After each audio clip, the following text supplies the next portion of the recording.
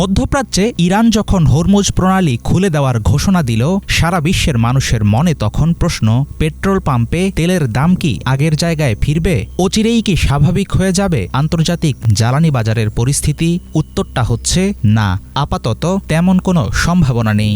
Israel আমেরিকার বিরুদ্ধে ইরানের যুদ্ধ এখনই থেমে গেলেও বৈশ্বিক অর্থনীতির ক্ষত সারতে সময় লাগবে মাসের পর মাস, এমনকি লেগে যেতে পারে বছরের পর বছর। সমঝোতা কিংবা সংঘাত সমাপ্ত হলে তখন থেকে শুরু হবে জমে ওঠা সংকটের বিশাল পাহাড় টপকানোর শুরু। সেক্ষেত্রে যুদ্ধ সহসাই থেমে গেলে হুট করে কি কমবে জ্বালানির দাম?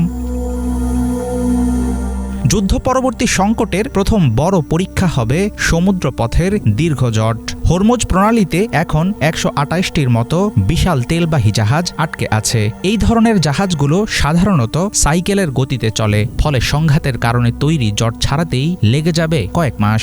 চলমান জট না কাটলে নতুন করে খালি জাহাজও হরমুজ হয়ে মধ্যপ্রাচ্যের বিভিন্ন দেশের বন্দরে ঢুকতে পারবে না, ফলে নতুন তেলও বাজারে আসবে না। সংশ্লিষ্ট খাতের বিশেষজ্ঞরা বলছেন, হরমুজ প্রণালীর নৌপথ আগের মতো স্বাভাবিক হতে অন্তত ৩ মাস সময় লেগে যাবে। চলমান পরিস্থিতিতে আরেকটি বড় সংকট হবে তেলের উৎপাদন স্বাভাবিক অবস্থায় ফেরানো। বিষয়টি কোনো বৈদ্যুতিক সুইচের মতো সহজেই কাজ করে না। যুদ্ধের সময় বন্ধ রাখা হয়েছিল মধ্যপ্রাচ্যের তেলের খনিগুলো। এখন হুট করে তেল পাম্প চালু করলে মাটির নিচের তেলের স্তর ধসে যেতে পারে। তাই অত্যন্ত সতর্কতার সাথে ধীরে ধীরে বাড়াতে হবে তেলের উৎপাদন। এর পাশাপাশি মেরামত করতে হবে যুদ্ধে ধ্বংস হওয়া বিভিন্ন অবকাঠামো। অনেক রিফাইনারি বা তেল শোধনাগার ক্ষতিগ্রস্ত হয়েছে বোমার আঘাতে। সেগুলো ঠিক করে পরিপূর্ণ কার্যক্ষমতায় আনতে লেগে যাবে কয়েক বছর।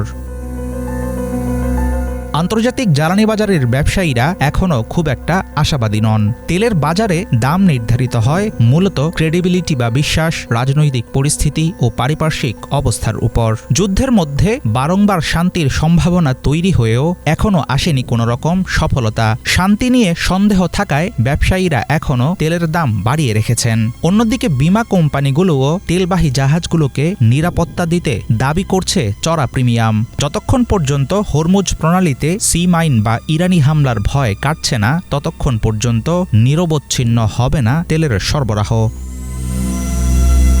ইরান যুদ্ধের কারণে সাধারণ মানুষের জন্য সবচেয়ে বড় দুঃসংবাদ হল অর্থনৈতিক সামর্থ্যে টান পড়া। যুদ্ধের আগে তেলের দাম যেখানে ছিল ২০২৯ বা ২০৩০ সালের পূর্বে, সেই দাম আগের মতো হওয়ার কোনো আশা দেখছেন না বাজার বিশ্লেষকেরা। ফলে যুদ্ধের দামামা থেমে গেলেও তেলের বাজারে অস্থিরতা কাটতে লাগবে দীর্ঘ সময়। তাই আপাতত যুদ্ধ বন্ধের খবর এলেও জ্বালানি তেলের সাশ্রয়ী মূল্যের জন্য আমাদের হয়তো অপেক্ষা করতে হবে আরও কয়েক বছর।